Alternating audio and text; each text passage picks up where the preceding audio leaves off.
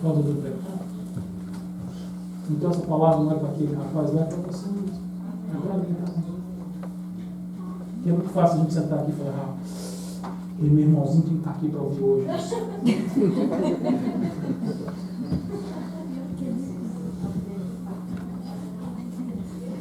Deus fala com os presentes. Abre comigo em Atos, capítulo 35.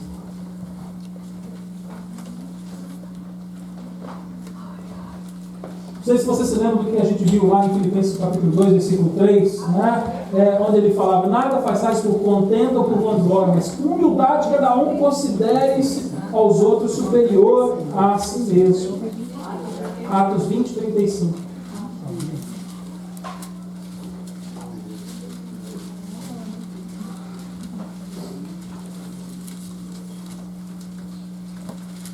Atos 20, 35.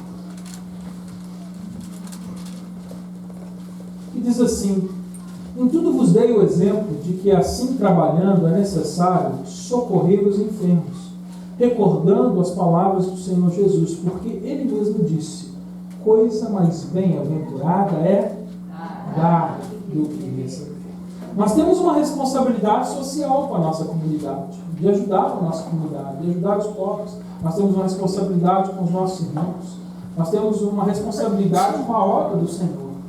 E a palavra de Deus diz aqui para a gente que isso, que o próprio Senhor Cristo diz que a coisa mais bem-aventurada é dar do que receber.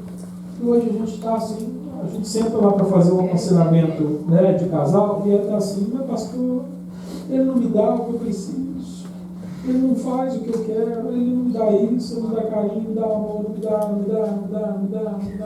E a Bíblia está dizendo assim, melhor é dar do que receber.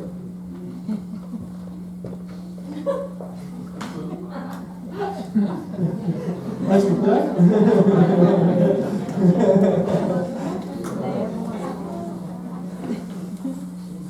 Ele não está dizendo que a gente não precisa receber. Mas ele está dizendo que é melhor dar do que receber.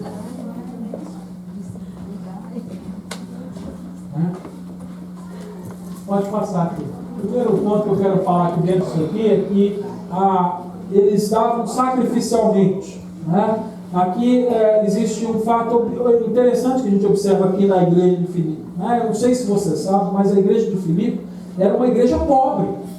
A gente falando aqui de Filipe, a gente pensa que essa igreja era uma igreja rica, porque eles já estavam mandando ofertas, ajudando outras igrejas, mas a palavra de Deus diz que eles eram bastante pobres, e eles estavam dando aquilo de verdade de uma maneira sacrificial. Abre lá em 2 Coríntios capítulo 8, que você vai ver isso, porque a palavra fala. Como é que você sabe, pastor, que essa igreja era pobre? Porque a Bíblia diz. Lá, essa igreja de Filipos, ela estava dentro da região da Macedônia, o país da Macedônia naquela época. Então, Filipe estava lá dentro desse país. E aqui, Paulo, no capítulo 2, na segunda carta de Coríntios, capítulo 8, ele fala assim, a partir do versículo 1: também, irmão, vos fazeis conhecer a graça de Deus que foi dada às igrejas da Macedônia, como em muita prova de tribulação, a abundância do seu gozo e a sua profunda pobreza abundaram em riquezas na sua generosidade. Olha que interessante, fala aqui no versículo 2, que era um povo que vivia grandes tribulações, não era isso? Mas diante da tribulação, o que tinha também? Abundância de alegria, de gozo. E diz que na profunda... Então eles não eram pobres, eles eram o quê? Profundamente pobres. Você já viu um pobre? Eles eram mais pobres que o pobre. É o que eles estão dizendo aqui. Na profunda pobreza, abundaram em quê? Em riquezas da sua generosidade. Versículo 3: porque dou-lhes testemunho de que, segundo as suas posses e ainda acima das suas posses, deram voluntariamente. Alguém foi lá coagir eles a dar? De que forma que eles deram? Pedindo-nos com muito encarecimento o privilégio de participar desse serviço a favor dos santos. Olha que coisa linda. E não somente fizeram como nós esperávamos, mas primeiramente a si mesmos se deram ao Senhor e a nós pela vontade de Deus. Não é à toa que quando Paulo escreve essa carta de Filipenses, em todo momento ele fala: alegrai-vos, alegria. Era uma igreja contente, era uma igreja alegre, porque era uma igreja que conhecia o contentamento, o segredo do contentamento.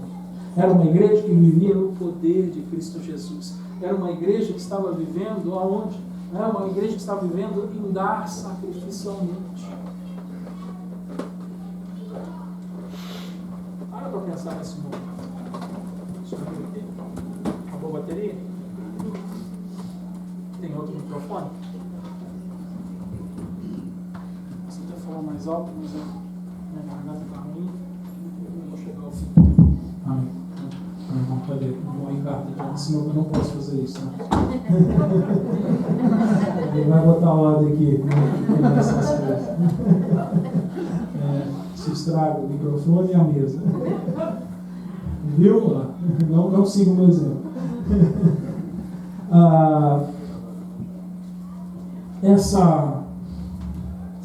Essa igreja, ela entendeu esse segredo e ela resolveu participar dessas aflições, né? E presta atenção aí no versículo 17, né? Aqui Paulo diz que ele não estava buscando aqui o interesse. Versículo 17, capítulo 4. Não, eu tinha levado vocês para outro lugar, não é isso? Então, a gente já terminou lá aquela leitura, né, de 2 Coríntios 5:8. Volta lá em Filipenses capítulo 4. Em Filipenses capítulo 4, no versículo 17, ele diz: não que procure dádivas. Ou seja, ele não estava buscando dádivas, ele não estava buscando receber a oferta, ele não estava buscando. Mas ele aceitou a oferta, ele aceitou o socorro. Por quê? Porque ele procura, olha o que ele diz aqui, mas procura o quê? O fruto que cresça para a vossa conta. Ou seja, ele sabia que dentro do princípio que Deus estabeleceu, dar é melhor do que receber. Então quem dá é abençoado, é bem-aventurado. Ele diz bem-aventurado, né? Ou seja, bem-aventurado é alguém que recebe, né, uma bênção, ou seja, o povo é abençoado quando dá. Então o que ele está dizendo: eu não estou buscando o receber, eu estou buscando dar, porque se você der, eu vou ver que na sua conta espiritual vai haver crédito. Está muito alto, pode baixar. Vai ter crédito, vai ter crédito. É o que ele está dizendo aqui, é o que ele está ensinando aqui. Então, aproveitando isso daqui, eu quero rapidamente hoje falar um pouquinho a respeito de dízimo. Né? Eu não tenho o hábito de falar constantemente a respeito disso. Quando tem a palavra ensinando, eu aproveito a oportunidade e falo. Mas eu quero esclarecer algumas coisas a respeito do dízimo que talvez você não tenha claridade. Né? Então, o que a Bíblia fala a respeito do dar, do dizimar? Primeiro, o dízimo é um ato voluntário de adoração e obediência. Quando a gente vai na palavra de Deus, a gente vê já em Gênesis no capítulo 4, a gente vê que os filhos de Adão, né, Caim e Abel, eles decidiram ofertar a Deus. Ali a palavra não diz se Deus pediu, se Deus mandou eles dar. A gente acredita que Deus já havia talvez solicitado de Adão, né, e eles tivessem aprendido através do pai a fazer aquilo, mas a gente não tem um versículo que afirma essas coisas. Eu sei que tem pregador afirmando isso, mas a Bíblia não afirma isso. O que a Bíblia mostra para a gente é que eles tiveram um ato voluntário de adoração, né? Só que um deu daquilo que estava estragado, o outro deu daquilo que era o de melhor, e ali até por causa disso houve uma disputa entre irmãos, porque um ficou chateado porque Deus recebeu de um e Deus não recebeu do outro. Porque Deus não recebe a oferta daquele que não dá de um coração voluntário. E Deus não recebeu a oferta de Caim, porque Caim não deu segundo a voluntariedade do seu coração. Ele deu com miséria. Ele falou: isso aqui vai perder mesmo, não quer jogar fora, não está muito bom, está passado, então eu dou. Caim deu do melhor, do primeiro. Ele escolheu o que ele tinha de melhor e dizimou, e ofertou na presença do Senhor. Então Deus recebeu, porque o princípio do dízimo é um ato voluntário de adoração e obediência. Por que eu falo obediência? Porque se subentende aqui o Senhor havia pedido que eles fizessem sacrifício e ofertas, né? Mas a Bíblia deixa bem claro que o Senhor não precisa de nada que o homem possa dar. Lá em Romanos, a palavra de Deus diz para a gente que quem é Deus que possa necessitar alguma coisa de mim? Deus não necessita dar de mim. A palavra de Deus, pelo contrário, diz que Ele é o dono do ouro e da prata, né? Que nas mãos dele Ele dá o poder sobre toda a terra e céus. E Ele é o Criador de todas as coisas. O que é que Deus pode precisar de nós? Nada, Ele não precisa. Mas Ele estabeleceu esse princípio para que as pessoas sejam abençoadas, para que a sua igreja seja abençoada. Então, é o que Ele ensina aqui para a gente. Pode passar ao próximo. Outro princípio: não adianta dar o dízimo e não agir com justiça, misericórdia e fé. E quero levar você lá em Mateus 23, 23. E ele diz assim: ai de vós, escribas e fariseus, hipócritas, porque dais o dízimo da hortelã e do endro e do cominho, e tendes omitido o que há de mais importante na lei, a saber, a justiça, a misericórdia e a fé. Estas coisas, porém, devias fazer sem omitir aquelas. Ou seja, o que ele está dizendo é que tem coisa mais importante que o dízimo na igreja. Ele não está dizendo que o dízimo não era importante no meio do povo de Deus, mas tem coisa que era mais importante. E eles estavam dando o dízimo, mas não estavam fazendo aquilo que era mais importante, que era andar o quê? Com justiça, como nós lemos aí, que mais? Com misericórdia e com fé. Então, esse é o princípio do dízimo. Então, o dízimo, para que eu dê o dízimo e o Senhor receba, eu preciso também estar dando justiça, misericórdia e fé. Se minha vida não está sendo vivida assim, o meu dízimo não está sendo recebido pelo Senhor Jesus. A minha oferta não está sendo recebida. Então, é isso que a palavra de Deus diz. Pode passar a próxima. Não adianta ofertar se estiver brigado com o irmão. Mateus 5, 23, 24. A palavra diz assim: portanto, se estiveres apresentando a tua oferta no altar, e aí te lembrar de que teu irmão tem alguma coisa contra ti, deixa ali diante do altar a tua oferta e vai conciliar-te primeiro com teu irmão, e depois vem e apresenta a tua oferta. Então, aqui tem um outro princípio. Não adianta eu estar entregando a minha oferta, o meu dízimo, e estar brigado com o meu irmão. A palavra de Deus está dizendo, ela não está falando para você pegar o seu dízimo, então ele leva e não dá o dízimo. Ela falou, deixa ali. Não foi eu que estou falando, é a palavra. Ele diz, deixa lá, é para você não esquecer que está lá. Vai lá e resolve o problema com o seu irmão, que tem que ser uma coisa que tem que ser feita de imediato. Está com problema, irmão? Tem que resolver. A gente vem de uma cultura brasileira, né? E graças a Deus os portugueses, né, os espanhóis, não sei se os latinos, né, centro-americanos também são assim, mas a nossa cultura brasileira é de ficar empurrando com a barriga e dar um jeitinho nas coisas, né, e jogar sujeira para debaixo do pé. Não vou mexer não, porque senão vai ficar pior, deixa quieto para lá. Né? Eu gosto de lidar com o europeu, porque o europeu ele vem e diz na cara que é e resolve o problema na hora, não fica pendente para depois. E a gente fica empurrando a coisinha e deixando para lá. E a Bíblia diz para a gente que se a gente tiver um problema, a gente tem que resolver o problema. Quando a gente foge do problema, o Senhor não recebe a nossa oferta, o nosso dízimo. Eu tenho que ir lá resolver o problema e vir fazer a oferta. Ele não dispensou a gente fazer a oferta. Ele está chamando a gente a resolver os problemas. E a gente sempre tem a tendência de inverter as coisas e fazer o contrário. Então, já que eu não vou resolver o problema do meu irmão, eu também não dizimo mais uma oferta mais possível. Agora você tem dois problemas. E vai continuar empurrando com a barriga. Pode passar o próximo. Não é a oferta que te abençoa, mas aquele que a recebe. Pode prestar atenção aqui que o A é maiúsculo. Estou falando de Deus, do Senhor. Né? Não estou falando do pastor, nem do tesoureiro da igreja. Né? Então, muita gente está dando, esperando ser abençoado por causa da oferta que deu. Não, esse não é o princípio. Não é eu dar a minha oferta que vai abençoar. mas é aquele que recebeu a oferta que vai me abençoar. Então, novamente, o Senhor está novamente olhando para o nosso coração. Ele novamente está olhando para a nossa atitude.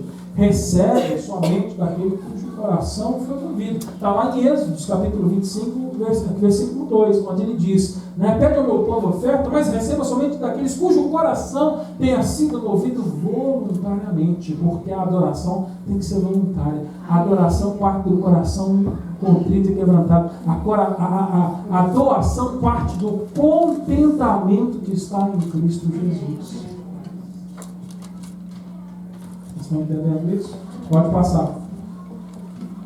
Outra.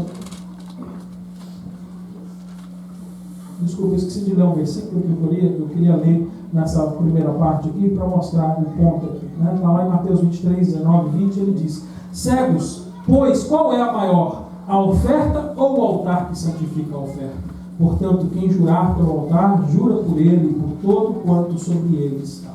Né? Então, ali mostrando que de fato não é a oferta, mas aquele que recebe a oferta. E o próximo ponto, né? Quando der, não faça alarde para que as pessoas saibam que você está dando. Né? Então, esse é um outro ponto bastante importante, que está lá em Mateus capítulo 6, versículo 1 a 4. Né? A palavra de Deus ensina, né? Quando der uma esmola, lá ele usa a palavra esmola, e a gente entende esmola dentro da nossa cultura, que é uma moedinha que a gente joga lá para uma pessoa que está pedindo dinheiro na rua. Né? A palavra esmola, ela não significa isso. Você dá uma coisa assim. A palavra esmola significa auxiliar na necessidade daquela pessoa. Então não é só dar uma coisinha, é auxiliar aquela pessoa numa necessidade. Então ali quando ele fala do dar esmolas, ele está falando de auxiliar a obra também do Senhor, auxiliar a casa de Deus, auxiliar na propagação do Evangelho, auxiliar aqueles que estão necessitados. Né? Então é isso, quando der, né, não deixe a mão direita, a mão esquerda saber o que a direita deu. O que ele está dizendo é que quem fica fazendo alarde daquilo que deu, na verdade já recebeu a recompensa. Ele queria ser conhecido, e essa recompensa ele já recebeu. Todo mundo sabe que foi ele que deu. Pronto, não tem mais nada que ele vai receber dessa forma. Ele não vai ser abençoado por Deus, ele já recebeu o nome que ele está buscando diante do nome. Então a palavra de Deus deixa isso bem claro para a gente. Né? E o próximo, você dá do que tem. Né? Eu sei que tem um lugar ensinando a fazer exatamente o contrário, mas eu vou mostrar para você que a palavra de Deus ensina a gente, é 2 Coríntios 8, de 12 a 14. Eu vou ensinar o que a Bíblia ensina.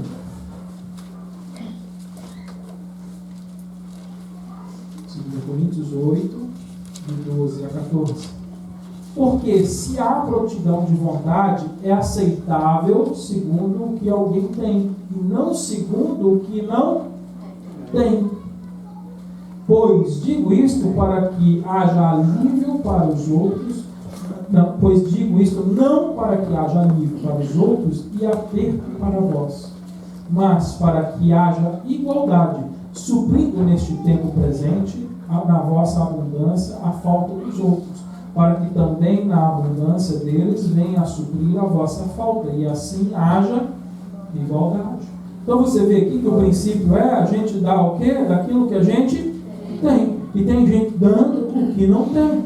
E quando ela dá o que não tem, ela não vai trazer a igualdade que o Evangelho está ensinando.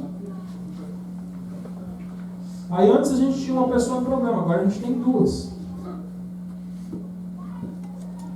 Tem igreja ensinando isso, colocando muita gente em problema por causa disso. Mas essa é a sabedoria do Evangelho. Por isso eu ensino a igreja aqui a buscar a palavra de Deus, para que você não venha cair na lábia dos falsos profetas e dos falsos mestres que estão nos púlpitos das igrejas hoje. Essa é a palavra de Deus. Pode passar. Não com peso, mas com alegria. Passa mais um capítulo aí para frente, capítulo 9. Você está em 2 Coríntios 8, agora 2 Coríntios 9. Versículo 5 ao versículo 7. Portanto, julguei necessário exortar estes irmãos que fossem adiante ter convosco e preparassem de antemão a vossa beneficência, já há tempos prometida, para que a mesma esteja pronta como beneficência e não como por extorsão. Mas digo isto: aquele que semeia pouco, pouco também semeará. E aquele que semeia em abundância também ceifará. Cada um contribua segundo o proposto no seu coração, não com tristeza, nem por constrangimento, porque Deus ama o que dá com que coisa boa. Coisa maravilhosa. Aqui ele deixa o princípio: quem dá pouco recebe pouco, quem dá muito recebe muito. Mas ele está dizendo que isso não é, ele não está ensinando isso para que se extorca das pessoas, para que as pessoas comecem a fazer segundo aquele princípio que eu lá em cima. A pessoa acha que dando muito vai ser muito abençoado pela oferta de Deus. Não, porque aqui não é a oferta que abençoa, mas aquele que recebe a oferta que abençoa o seu povo. E ele sabe do que você pode dar. E a proposta vai vir ao seu coração, porque você tem hoje o Espírito Santo de Deus dirigindo sua vida. Amém? Amém. E aonde a gente entrega a nossa oferta? Esse é um outro ponto. E a Bíblia deixa isso bem claro. Vai em Malaquias 3,10, ele diz: trazei todos os dias uma casa do tesouro, para que haja mantimento na minha casa. E depois fazei prova de mim, diz o Senhor dos Exércitos. Se eu não vos abrir a janela dos céus e não derramar sobre vós a tal bênção, dela vos advenha a maior abastança. Ou seja, ele está dizendo que o dízimo se dá onde? Na casa de Deus, no lugar onde você está se reunindo. Tem gente que está enviando dízimo para outro lugar, enviando. Não, isso não é o princípio. Você vai dar onde você está sendo abençoado. Você vai trazer onde a igreja está se reunindo. Você, aliás, assumiu um compromisso com essa igreja quando você se tornou membro dessa igreja. Eu acredito até que eu tenho agora os slides. Passa o próximo, por favor. Deixa eu ver. Aqui você, quando se torna membro da igreja, hoje tem gente que fez a classe aqui, uma das coisas que você aprende é que, como a igreja, você assume aqui um compromisso. São 4 compromissos que nós temos aqui com a igreja. No nosso estatuto nós temos 4 compromissos de membro. E aqui, esse é o primeiro: eu guardarei a unidade da minha igreja. Como? Agindo em amor com os outros membros, recusando-me a fazer fofocas, seguindo os líderes e a constituição da igreja. Então, esse é o primeiro. Segundo, pode passar. Eu compartilharei das responsabilidades da minha igreja. Como? Orando para o seu crescimento, convidando pessoas sem igreja para participar conosco. Presta atenção que é sem igreja. Convidando pessoas sem igreja para participar conosco, recebendo com entusiasmo aqueles que nos visitam. Então, esse é outro compromisso que todo crente da nossa igreja tem. Pode passar. O outro compromisso que nós assumimos aqui: eu vou servir o ministério da minha igreja. Como? Descobrindo os meus dons e talentos, sendo equipado para servir pelo meu pastor, desenvolvendo um coração de servo. Próximo e último: eu vou edificar o testemunho da minha igreja. Como? Participando fielmente dos cultos e atividades, vivendo uma vida cristã e contribuindo regularmente. Ou seja, você, quando se torna membro da Civil, você assume o compromisso de participar desse ministério e de se envolver com esse ministério em todas as áreas, inclusive com o de contribuir regularmente. Por quê? Porque é assim que Deus estabeleceu o princípio. A igreja se reúne e a igreja se autossustenta. Se toda a igreja fizesse isso, hoje seria muito mais fácil nós fazermos missão. Porque a missão deveria fazer o quê? Enviar um missionário, sustentar um missionário, ajudar ele a fundar uma igreja, e agora aquela igreja se tornava autossustentável. Se aquela igreja fosse como essa igreja aqui, uma igreja pobre que tivesse uma necessidade, uma igreja que tivesse condição de ajudar a outra, podia enviar uma oferta e ajudar. Normalmente nós fazemos isso. Mas a gente vê que até aquela igreja que era pobre, e aliás não era só pobre, era muito pobre, participava do dar também e ajudava a sustentar missionário, ajudava outras igrejas que até tinham mais do que isso. Infelizmente tem muito missionário fraco hoje no campo, tem muito missionário que deixa a desejar ensinar isso às igrejas locais. Aí aquela igreja vive eternamente dependendo da oferta dos outros. O dia que a gente não puder mais ajudar aquela igreja, a igreja acaba. Porque não tem jeito da igreja se autossustentar. Então naquela igreja não há Cristo, porque se houver Cristo, Cristo é suficiente. Eu me lembro uma vez conversando com um missionário que a gente ajudava, e eu parei de ajudar por causa disso. Ele falou: eu estou precisando sair desse lugar e ir para outro lugar. Tem 5 ou 6 anos que eu estava naquele lugar ministrando. Ele falou assim: mas eu não tenho ninguém para deixar a igreja, eu não posso confiar em ninguém do povo. Eu falei: então você não tem crente na sua igreja. Então, tudo que você fez em 5 anos não tem nenhum valor. Porque se em 5 anos, uma igreja que está com mais de 100 membros, não houver uma pessoa que possa ficar, pelo menos na administração da igreja, Cristo não está lá. Cristo não foi ensinado, não foi pregado. Nós temos que tomar cuidado com isso.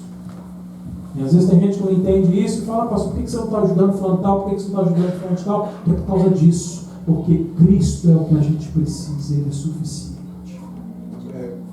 Amém?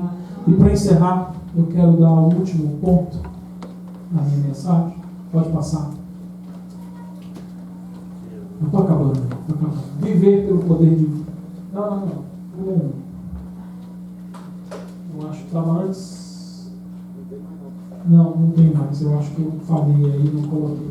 E o último ponto está aí no versículo 18, 19 e 20, onde ele diz assim: mas tudo tenho até em abundância, cheio estou. Depois que recebi de Epafrodito da vossa parte, me foi enviado, como cheiro suave, como sacrifício aceitável e aprazível a Deus. Meu Deus suprirá todas as vossas necessidades, segundo as suas riquezas na glória em Cristo Jesus. Ora, ao nosso Deus e Pai seja dada a glória pelos séculos dos séculos. Amém.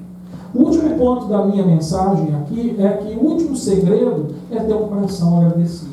Nós falamos muito a respeito disso durante essa passagem, então eu não vou falar muita coisa. Mas aqui a gente pode ver que ele era grato. Ele era grato por tudo aquilo que ele recebeu, ele era grato pelo trabalho que aquela igreja fez. Mas um ponto interessante aqui, que acima da gratidão pelos filipenses, era a gratidão que ele tinha pela presença de Deus, pelo suprimento de Deus, porque ele entendeu que não foi os filipenses que supriu a necessidade dele, mas o próprio Senhor, porque ele sabia que quem fortalecia ele era quem? Cristo Jesus. E é por isso que agora no versículo 20 ele diz: e a honra e a glória seja dada a Deus Pai. Um coração agradecido. Você quer ser uma pessoa contente de verdade? Uma pessoa contente de verdade é aquela que vive pelo poder divino, é aquela que aprende a doar a sua vida, é aquela que tem um coração agradecido. Você pode repetir comigo? Vou viver pelo poder divino, ter um coração doador e ser agradecido. Se você viver assim, você vai ser uma pessoa que vai ter contentamento no corpo ou na morte. Glória a Deus. Fecha os teus olhos. Pai, em nome de Jesus, Senhor, neste momento nós oramos, Senhor, agradecendo a Tua presença nesse lugar, pela Tua palavra maravilhosa que nos ensina, Senhor, Pai querido. Obrigado, Senhor, porque o Teu Espírito Santo falou aos nossos corações neste momento, Deus Pai, e toda honra, louvor e glória nós entregamos nas Tuas mãos, Senhor. Neste momento, Senhor, Tu estarás trabalhando na vida de cada um aqui, Tu sabes o que é necessário para cada um aqui, Senhor. E eu te peço, Senhor, Pai querido, que Tu possas agir nesta manhã com salvação, com libertação, Senhor, com transformação, edificando as nossas vidas e nos fazendo amadurecer espiritualmente, Deus Pai. Obrigado, Jesus, pela Tua palavra, Senhor. Obrigado, Deus Pai. Toda honra, louvor e glória seja dado somente a Ti, Senhor. Em nome do Senhor Jesus. Amém. Glória a Deus. Quero convidar a igreja a ficar de pé e adorar o nome do Senhor Jesus. Neste momento eu quero convidar os obreiros que vão estar servindo a mesa, aonde que vai estar servindo, lá no Gabriel, isso, Marquinhos, tem mais isso, o irmão Rios, isso, eu vou levar você.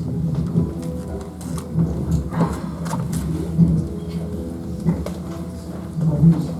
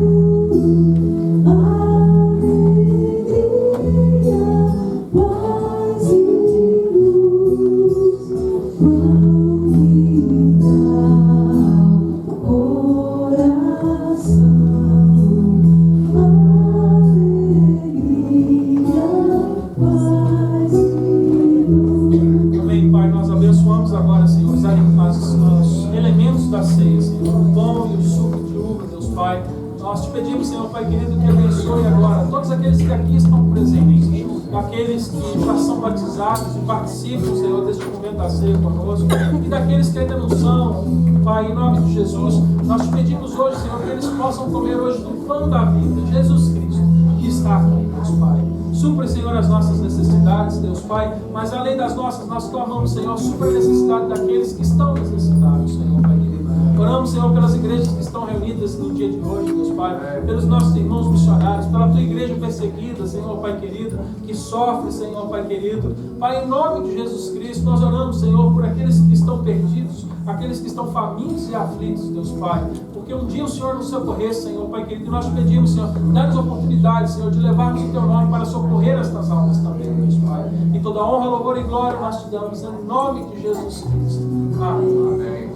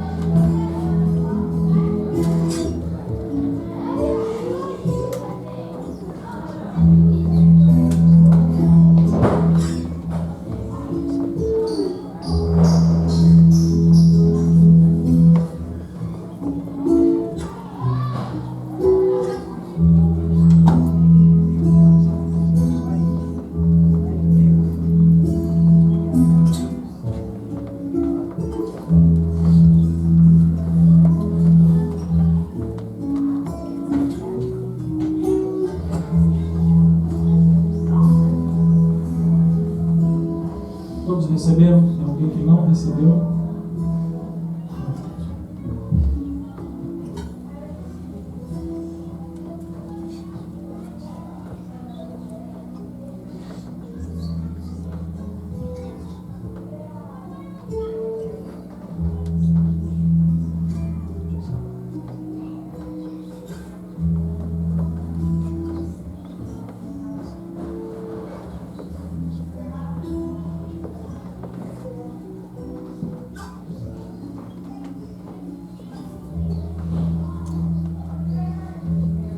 Coríntios, capítulo 11, versículo 23, a palavra de Deus diz que Na noite em que Jesus foi traído, ele tomou do pão e ele, dando graças, ele partiu do pão. Eu quero que você agora dê graças a Deus pelo sacrifício que ele fez na cruz do Calvário. Pai, nós te damos graças, Senhor, pelo sacrifício na cruz do Calvário, o sacrifício que me trouxe o perdão, Deus, que me dá a oportunidade de sentar na mesa contigo, Senhor, e comer na tua presença, Deus Pai. Obrigado, Senhor, pela vida que nos trouxe na cruz do Calvário.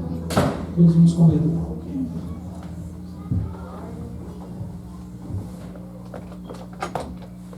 A palavra diz no versículo 25 que depois deles terem ceado, Jesus ele tomou um cálice e ele disse: este cálice ele é o símbolo do sangue que foi derramado, a aliança que eu formo agora com a minha igreja, com o meu corpo. E porque ele agora forma essa aliança conosco, eu queria convidar você a trocar o seu cálice uns com os outros e renovar a sua aliança que existe em Cristo Jesus. Amém? Então troca o seu cálice um com o outro e renova a aliança com ele. Dá uma palavra de bênção para ele.